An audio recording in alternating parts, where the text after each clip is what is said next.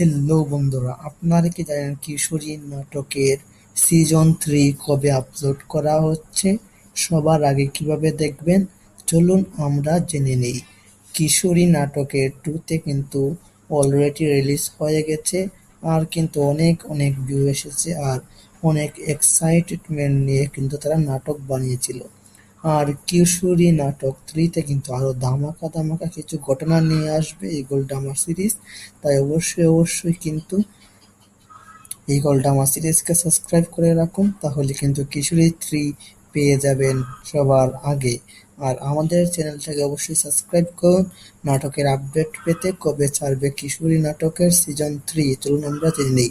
কিশোরী নাটকের সিজন 3 ছাড়বে আপনার 6 দিন পর, কারণ তারা 6 দিন পর ছাড়তেছে, কারণ এটা সিরিয়াল বাই সিরিয়াল নাটক, তাই কিছুদিন দেরি লাগবে।